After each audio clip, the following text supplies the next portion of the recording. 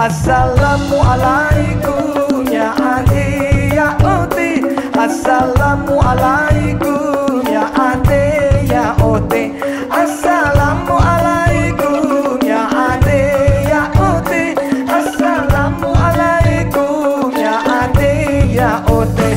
Assalamualaikum ya ade ya ote. Assalamualaikum ya ade ya ote. Assalamualaikum ya ade ya ote.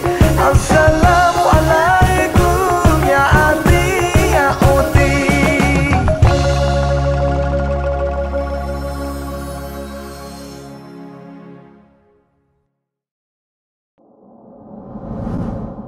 Assalamualaikum warahmatullahi wabarakatuh.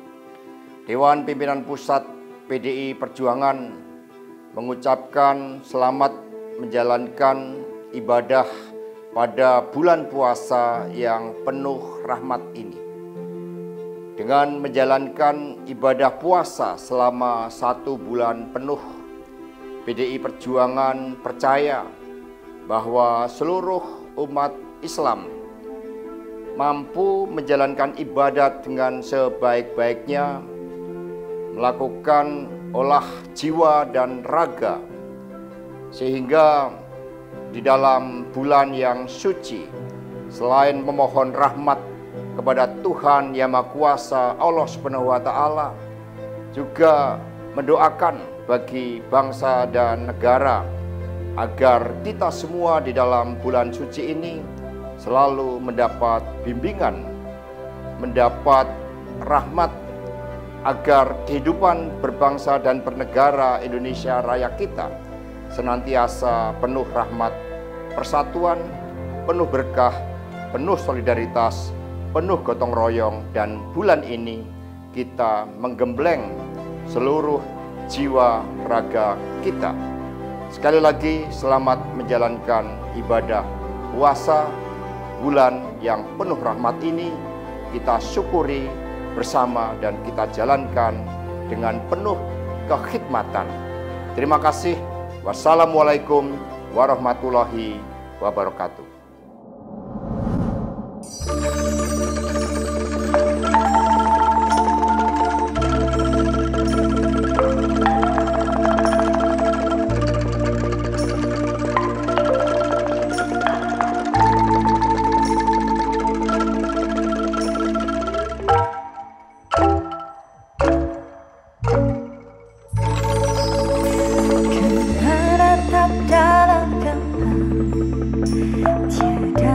Bisa kulihat selain hanya namamu, ya Allah. Esok katakan nanti, ampuni semua salahku, lindungi aku dari segala fitnah.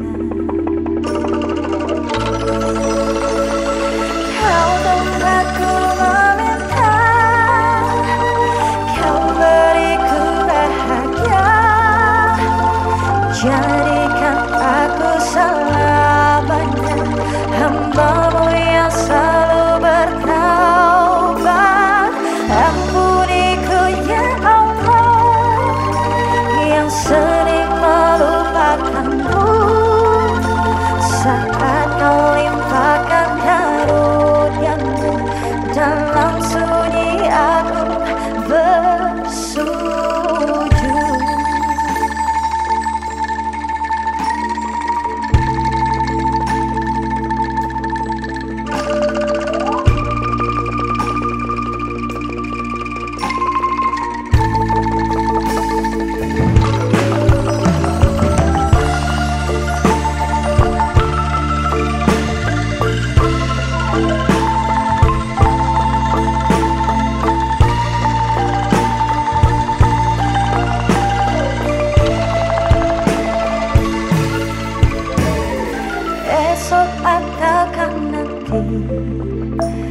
Ampuni semua salahku, lindungi aku aku dari segala fitnah.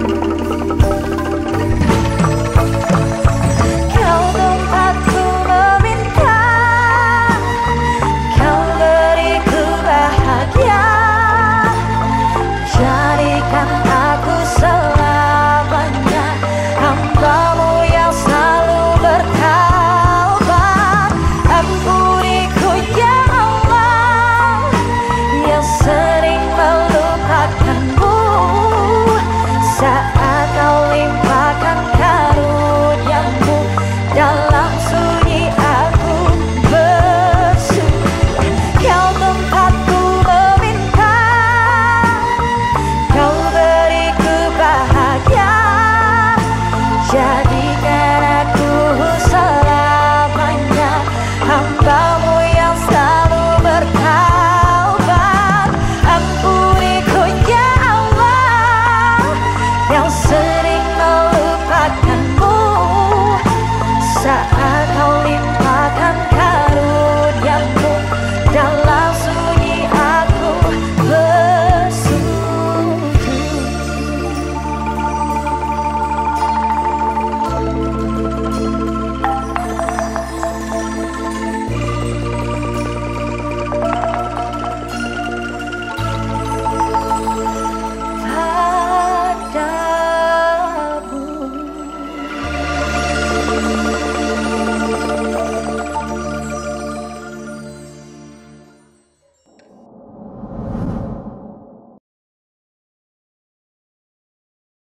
Assalamualaikum warahmatullahi wabarakatuh.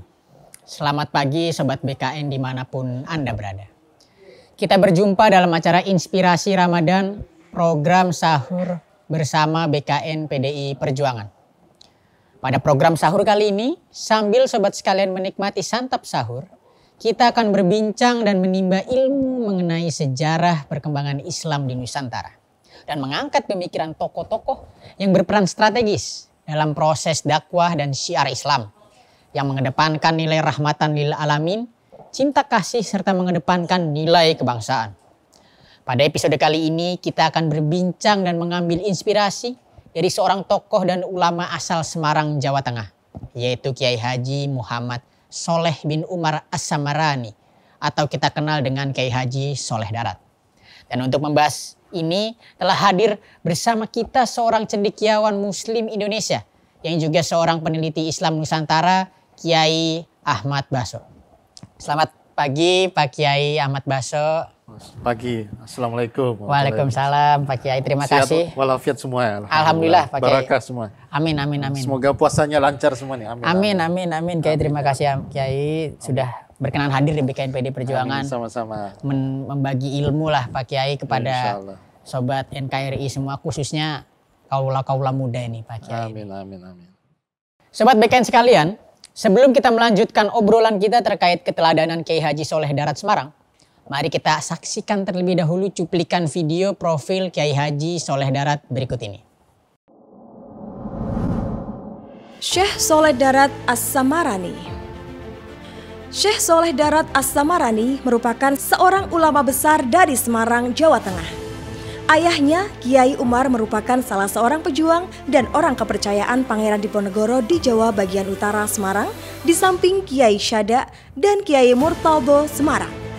Syekh Sholeh Darat As-Samarani dilahirkan di Desa Kedung Cumpleng, Kecamatan Mayong, Kabupaten Jepara, Jawa Tengah, pada tahun 1820 Masehi.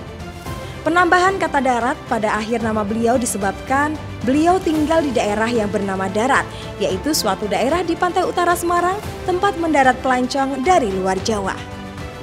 Di antara guru-guru Syekh Sholeh Darat As-Samarani baik periode Jawa maupun Mekah yaitu Kiai Haji Muhammad Syahid, Kiai Raden Haji Muhammad Sholeh bin Asnawi Kudus, Kiai Ishaq, Sayyid Ahmad Balfaqih Ba'alawi Semarang, Sayyid Ahmad Zaini Dahlan, Sayyid Ahmad An-Nahrawi, Sayyid Muhammad Sholeh Al-Maki, dan lain-lain. Syekh Sholeh Darat As-Samarani merupakan penerjemah Al-Quran pertama ke dalam bahasa Jawa. Saat itu, untuk mengakses Al-Quran tak mudah jika tidak mengerti bahasa Arab tanpa guru di depannya. Penerjemahan ini menurut riwayat terkait dengan usul Raden Ajeng Kartini yang saat itu merasa kesulitan memahami Al-Quran. Sobat BKN sekalian dimanapun Anda berada, kembali lagi bersama kami dalam Inspirasi Keteladanan Kiai Haji Soleh Darat bersama Kiai Haji Ahmad Baso. Pak Kiai, ini langsung saja ke pertanyaan Pak Kiai terkait Pak Kiai Haji Soleh Darat. Ini memang khususnya untuk kaula muda ini banyak yang ingin tahu, Kiai. Ini nama asli beliau tadi sempat disebutkan adalah Muhammad Soleh bin Umar. Kenapa bisa beliau kemudian dipanggil Soleh Darat, Pak Kiai? Ya, beliau kelahiran Jepara tahun 1820. Ada yang menyebut beliau sekitar tahun itu. Ayahnya adalah seorang pejuang. Ikut sama pasukan santrinya Laskar Diponegoro dalam Perang Jawa 1825-1830. Kemudian setelah perang usai, beliau dikirim oleh ayahnya ke Mekah ngaji selama puluhan tahun. Setelah itu kembali ke tanah air. Waktu itu ada seorang kiai yang berminat dengan beliau dan menjodohkannya dengan putrinya. Ini namanya Kiai Murtodo, orang Semarang, tinggal di daerah darat. Oh, Kampung Melayu Darat. Kampung Melayu Darat. Kampung Melayu Darat. Jadi beliau kemudian sampai ke Semarang dan dinikahkan oleh dengan putrinya Kiai Murtodo, dan disitulah kemudian mengembangkan pesantren yang sudah ada di sana oleh mertuanya. Dan di daerah itu, daerah Melayu Darat, daerah darat itu dikenal sebagai daerah pelabuhan dulu. Dan itu sangat kaya di daerah situ. Jadi banyak komunitas Melayu dan juga pedagang yang banyak menghuni daerah situ. Dan disitulah kemudian Kiai Soleh Darat mengembangkan potensi dirinya sebagai ulama, dan sejak itu dikenal dengan nama Kiai Soleh Darat karena beliau bermukim di daerah darat yang merupakan basis pendidikan pesantren beliau, melanjutkan pesantrennya ayah mertuanya gitu. Oh, berarti jadi memang ada di Semarang, memang daerah pelabuhan. Kisah tersendirinya seperti itu, Pak Kiai. Ya. Jadi ini cukup menarik bahwa ternyata saat itu di Kampung Melayu Darat. Ya, Kampung Melayu Darat. Dan itu menjadi basis penyebaran Islam Pak Kiai Soleh Ya, Darat. di abad 19 memang terkenal waktu itu. Tersohor waktu itu Pak Kiai. Kemudian ini saya berlanjut ke kisah menariknya Pak Kiai Ahmad Baso. Ini Kiai Soleh Darat dikenal sebagai guru dari maha guru ulama. Jadi luar biasa ini, sudah guru dari maha guru ulama-ulama di Jawa saat itu. Dalam banyak kisah beliau dikatakan sebagai guru dari Kiai Haji Hasyim Asy'ari, pendiri NU. Kiai Haji Ahmad Dahlan, pendiri Muhammadiyah. Bahkan R.A. Kartini. Nah ini sangat luar biasa, takjub saya juga saat mengetahui ini. Dan ada nggak sih Pak Kiai kisah yang menarik saat Kiai Hasyim dan Kiai Dahlan ini belajar di Kiai Soleh Darat? Ini mungkin sobat NKRI semua yang merupakan seorang Nahdiyin dan juga seorang Muhammadiyah ini ingin tahu maha gurunya para founder Muhammadiyah dan Nahdlatul Ulama ini seperti apa? Waktu itu Kiai Ahmad Dahlan, pendiri Muhammadiyah, itu masih bernama Muhammad Darwis, Kiai Muhammad Darwis. Kiai Muhammad Darwis. Nah, setelah berguru beberapa lama, beliau juga belajar, ada satu murid terkasihnya ternama yang sangat mumpuni dari muridnya Kiai Soleh Darat, namanya Kiai Ahmad Dahlan dari Termas. Namanya Kiai Ahmad Dahlan, Termas, dari Termas Pacitan. Kakaknya Syekh Mahfuz Termas. Nah ini Kiai Ahmad Dahlan ini, yang muridnya ini, yang juga diambil menantu oleh Kiai Soleh Darat. Ahli falak memang, sangat alim. Ahli falak, ilmu falak, ilmu perbintangan, ilmu hisab ru'yat, menentukan awal Ramadan dan awal Syawal itu, beliau ahlinya. Nah, saking kagumnya ini Kiai Muhammad Darwis terhadap tokoh-tokohannya, keilmuannya Kiai Ahmad Dahlan, dan sama-sama seperguruan di situ. Akhirnya beliau ganti nama menjadi Kiai Ahmad Dahlan. Dari situ ceritanya. Jadi ceritanya seperti itu. Seperti Oke. itu. Jadi awalnya beliau dari Jogja, dari Kauman dengan nama Kiai Muhammad Darwis. Setelah lama berguru di Semarang dengan gurunya dengan Kiai Saleh Darat, kemudian bertemu dengan satu gurunya juga di situ yang merupakan santrinya Kiai Saleh Darat dan juga sekaligus menantunya yakni Kiai Ahmad Dahlan.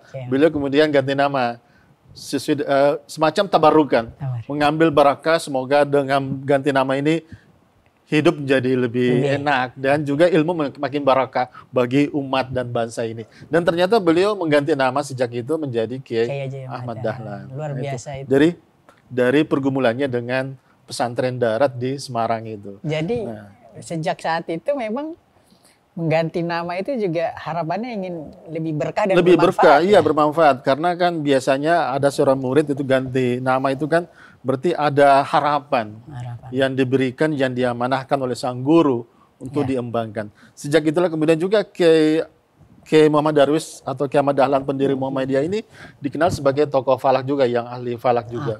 Jadi sejak itulah kenapa Muhammadiyah itu dikenal kuat tradisi ru'yahnya, tradisi hisab ya, tradisi hisab ya. Penentuan Ramadan sudah tahu sebelumnya kan, betul. Ya, karena melanjutkan dari kiprah keilmuannya pendiri Muhammadiyah, yakni Kiai Ahmad Dahlan. Jadi memang ada sejarah panjang yang ya, luar biasa di situ. Di NU juga ada tradisi itu, jadi diperkuat ada tradisi yang ahli ilmu falak juga ada, tapi juga yang ahli di bidang ru'yah juga harus ada. Jangan cuma satu-satu, harus juga diimbangi. Betul. Tadi menarik Pak Kiai itu tadi cerita tentang bergurunya pendiri Muhammadiyah dengan Kiai Saleh Darat. Ya. Kalau Mbah Hasyim sendiri?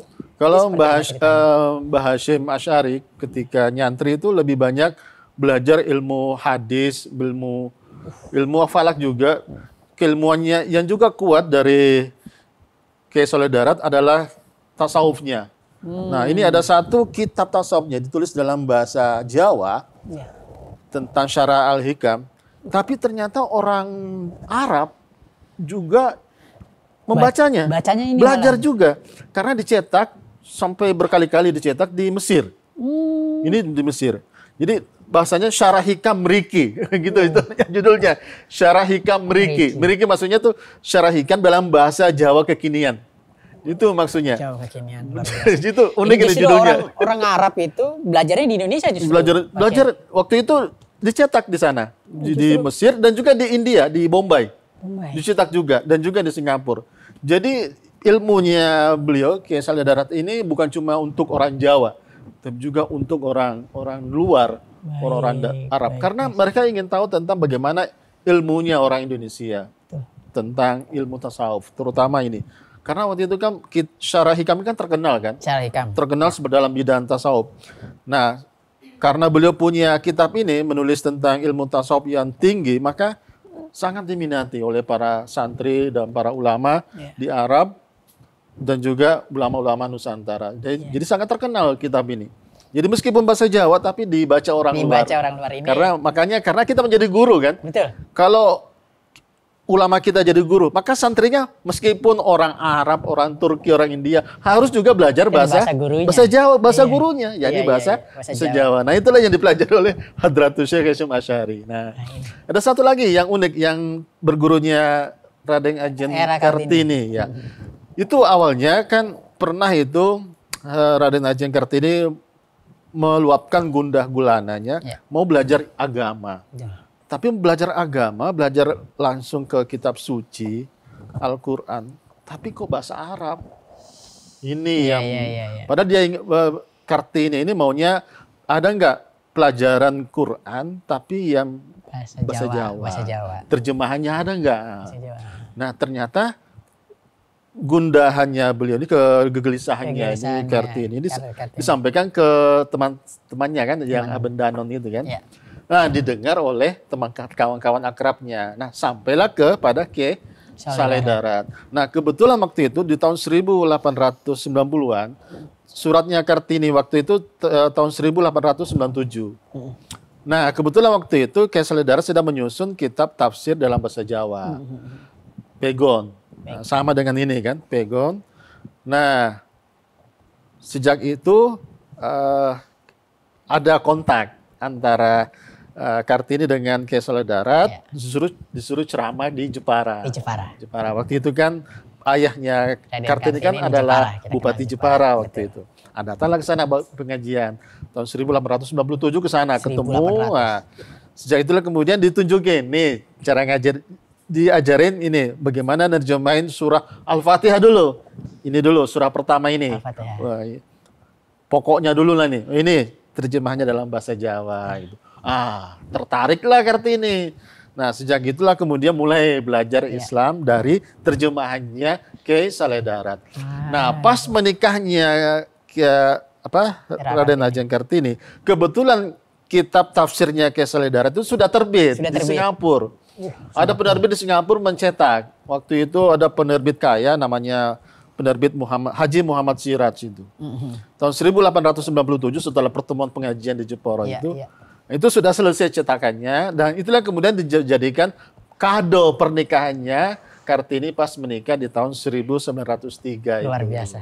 Jadi itu pertemuannya Kartini. Mengapa sangat puas ketika mendapatkan hadiah itu karena merasa minatnya untuk belajar agama itu dipuaskan oleh kehadiran kitab tafsir Jawa dari karya Kiai Saleh Darat itu. Ini jadi informasi dan pengetahuan kita sekarang yang luar biasa banget, Pak Kiai Ahmad Baso. Jadi sejak saat itu bahkan Kiai Haji Saleh Darat ini mengajarkan bahkan secara tidak langsung Pak Kiai memperkenalkan Jawa ini ke dunia internasional. Sebagai bahasa keilmuan. Betul. Bahasa keagamaan dan keilmuan. Itu yang mestinya dilanjutkan oleh ulama-ulama kita karena meskipun menulis dalam bahasa daerah kita, tapi kalau betul-betul ditulis dengan keilmuan yang tinggi, maka akan dibaca orang. Betul.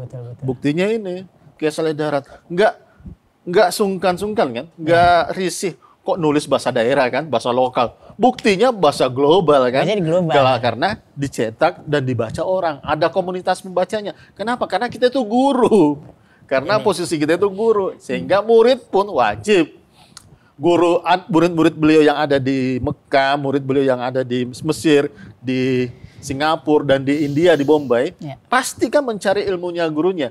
Kebetulan ilmunya gurunya dalam bahasa Jawa, ya wajiblah sang murid belajar bahasa Jawa. Itulah ketika kita jadi guru. Ini menariknya lagi Pak Kiai Ahmad Baso berbicara tentang mengglobalkan lah istilahnya, mengglobalkan bahasa Jawa dan dikaitkan dengan keilmuan Islam. Ini bagaimana jaringan keilmuan Kiai Saleh Darat dengan para ulama-ulama lainnya di dalam dan luar negeri, Pak? Itu ditunjukkan di sini. Ini ada katalog ini, kitab-kitab yang dicetak di Mesir. Sejak tahun 1859. 1859 dicetak di Mesir. Dicetak di Mesir. Ini katalognya penerbit Mesir. Ini namanya Mustafa Al-Babil Halabi. Sejak nyetak itu 1859. Dan di sini ada 80-an karya-karya ulama kita. Dan itu disejajarkan dengan karya ulama-ulama dari Arab. Dan dicetak bersamaan. Dan termasuk harganya disebut di sini harganya. Nah, artinya Kiai Saleh Darat ini bukan orang pinggiran dalam tradisi keilmuan global. Meskipun beliau menulis dalam bahasa Jawa, tapi ternyata itu dibaca orang. Diakui secara keilmuan global. Dan ada pembacanya. Kan nggak mungkin kan dicetak kalau nggak ada pembacanya kan? Ini di Mesir dicetak berkali-kali. Dicetak juga di Bombay. Kalau nggak ada pembacanya, buat apa dicetak? Tapi karena ada pembacanya, berarti ada ini. Nah, dengan karya ini, Kiai Saleh Darat menghubungkan dirinya dengan tradisi keilmuan Arab secara internasional. Dan juga di tanah air. Ketika beliau nulis pegon, apakah cuma santri saja yang bisa baca pegon? Enggak. Yang orang Jawa yang cuma bisa hana caraka itu.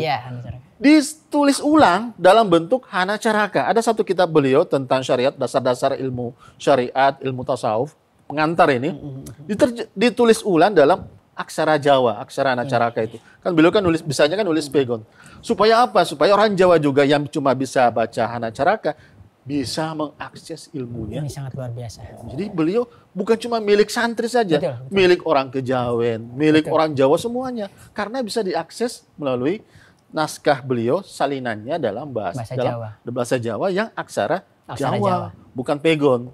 Nah, kalau pegon kan terbatas kan, tapi kalau sudah aksara Jawa dibaca. Nah, ini Artinya begini Pak Kiai, ini hal yang sangat luar biasa di mana ketika ingin belajar keilmuan Islam, masyarakat Jawa ini tidak dipaksa untuk belajar bahasa Arab saat itu. Tidak dipaksa, tapi Melainkan bisa malah- belajar agama lewat aksara Jawa. Betul. Jadi ini ada keterkaitan antara keislaman dan kebudayaan Jawa Nah, sendiri. benar. Dan beliau sangat menghargai itu kan. Oke, kalau ini bangkitkan satu kebudayaan Jawa lewat aksara Jawa dan juga tradisi beragama juga tidak hilang kan. Betul, betul. Sama-sama terangkat itu. Itu dulu yang dilakukan oleh para wali songo dulu kan. Ini. Menulis, mengajarin syahadat dengan aksara Jawa. Jadi masuk.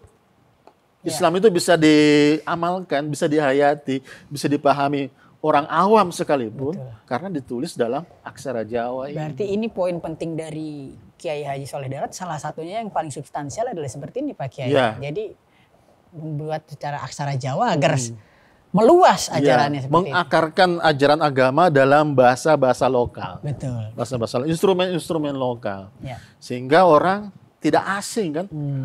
Kalau masih dalam aksara pegon kan orang masih terasing kan. Bisa terasing dan Oke, nggak ada masalah kata Iya. Mbak Soleh. Kita akan tulis lagi, nanti ada orang yang akan menuliskannya itu dalam bahasa Jawa, aksara Jawa itu. Ternyata benar, tersebar kan. ya. Bahkan ada yang dicetak gitu di Surakarta.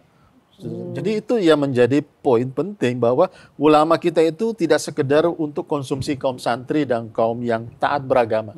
Tapi juga sampai ke kalangan masyarakat awam dimanapun yang punya minat belajar agama Karena yang itu begitu mungkin tinggi. esensinya kebermanfaatan. Ya, Jadi semakin banyak yang mengetahui, semakin banyak yang bagus. Iya.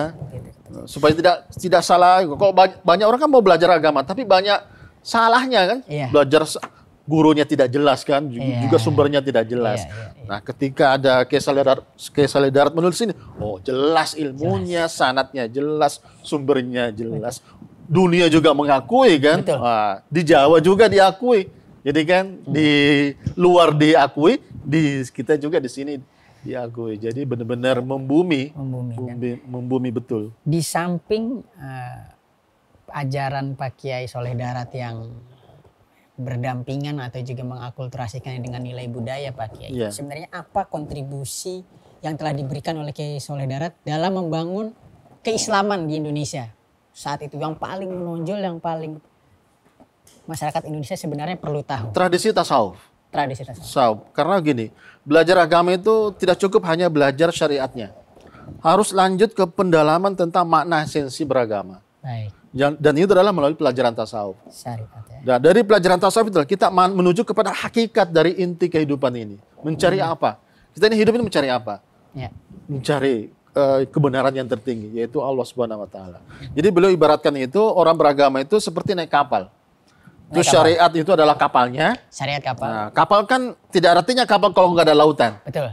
Jadi kalau kapal di daratan bukan kapal namanya itu kan, mobil-mobilan namanya itu. Jadi harus ada lautan. Nah, lautan itu adalah hakikatnya. Tarekatnya. Tarekatnya. Yaitu bertasawuf kan. Nah, kita di lautan, kapal ada di laut. Di lautan nyari apa? Iya. Nah, kan mencari mutiara yang terpendam di dasar laut. Maka kita harus sampai ke situ. Menangkap itu yang namanya mutiara. Itulah yang namanya hakikat. Hakikat. Jadi kita beragama. Jadi orang beragama itu adalah seperti orang yang naik kapal, bersyariat, terus ada di lautan, bertarekat, dan kemudian atau bertasawuf. Nah, sampai kemudian mencari yang mutiara itu di dasar lautan, yakni hakikatnya. Jadi kita harus menyelami itu. Hakikat beragama. Hakikat beragama seperti apa? Supaya apa? Supaya kita menyelamati hakikat berbangsa. Rohnya, spirit ini, berbangsa itu adalah pada hakikat beragama. Hakikat itu. Nah, itu salah satu orang yang makin mendalam agamanya, pasti akan makin kuat cinta kepada bangsanya. Kepada bangsanya. Buktinya Kiai Saleh Darat, bapaknya kan pejuang ini. Pejuang dalam Laskar Diponegoro. Dan itu beliau lanjutkan dalam buku-bukunya. Artinya semakin orang yang dalam ilmu agamanya, semakin orang yang memahami hakikat tadi. Iya, hakikat tadi. Ini orang yang semakin toleran, semakin menghargai apa yang ada di negaranya. Iya, benar seperti itu. Sehingga makin kuat rasa itu namanya cinta hubul watannya itu, cinta tanah airnya itu. Nah, ini yang tidak banyak sekarang ini orang bisa memahami. Karena orang bertasawuf makin tinggi beragamanya, hakikatnya makin Iya. kuat, tapi kemudian toleransi kebangsaannya makin kuat juga, pembelaannya terhadap negeri dan bangsanya juga Semakin makin tinggi. tegas. Diperjelas. Itulah pelajaran yang kita dapatkan dari Kiai Kiai Soleh Darat. Untuk Soleh Darat ini sendiri Pak Ahmad Baso, terakhir mungkin apa sih perjalanan, mohon maaf, apa pelajaran yang kita bisa ambil dari perjalanan hidup Kiai Soleh Darat itu? Beliau adalah seorang yang sederhana. Beliau sederhana dan sangat-sangat mencintai ilmu. Mencintai ilmu, suka menulis. Menulislah sebanyak-banyaknya. Karena dengan menulis, kita akan dikenal, kita akan diakui. Dan juga, kalau menulis dalam aksara Jawa, menulis dalam bahasa Jawa, kebudayaan kita juga akan dikenal luas. Ya kan? Baik. Jadi bukan cuma sekedar mengajarkan agama, Iya. tapi juga mengajarkan kultur Bangsa ini. bangsa kita. Itulah hebatnya Kiai Soleh Darat. Luar biasa Pak Ahmad Baso, Pak Kiai Ahmad Baso sudah menjelaskan terkait Kiai Haji Soleh Darat yang sungguh takjub. Saya Pak Kiai dan mungkin pastinya Sobat BKN nanti akan sangat tersentuh untuk lebih memahami dan mencintai budaya dalam negeri. Iya, Dan juga lebih giat untuk belajar agama Iya. dan mencari hakikat ilmu Hakikat itu baru. sendiri. Baik Sobat BKN sekalian, begitu hangat perbincangan kita pada pagi hari ini. Sampai tidak terasa bahwa kita telah sampai di penghujung acara. Meski demikian pada pagi hari ini sedikit banyak kita telah belajar dan mengenal tentang sosok yang penuh dengan inspirasi. Bagaimana sosok Kiai Haji Soleh Darat telah berjasa dalam proses penguatan ajaran Islam khususnya di Jawa Tengah. Dan telah berhasil melahirkan sosok-sosok yang kemudian hari menjadi maha guru ulama dan tokoh bangsa ini. Seorang putra Nusantara yang pikiran dan perjuangannya perlu kita teladani. Mari kita terus jaga toleransi, harmoni dan tentunya mengambil pelajaran dari para ulama-ulama terdahulu. Kita serta meneladani mereka hidup dalam harmoni sesuai konteks jiwa Pancasila yang hidup di lautan masyarakat yang religius. Sebagaimana pesan Bung Karno tentang relasi nilai keagamaan dan kebangsaan bahwa konteks Indonesia adalah Pancasila yang hidup di tengah lautan masyarakat yang religius. Kita akan berjumpa kembali esok hari pada jam yang sama di akun YouTube BKN PD Perjuangan. Jangan lupa like, komen, dan subscribe. Wassalamualaikum warahmatullahi wabarakatuh. Waalaikumsalam. Terima kasih Pak Kiai. Sama-sama. Informasinya, ilmunya, alhamdulillahirobbilalamin. Berkah ilmu baru. Berkah, amin amin amin amin Pak Kiai.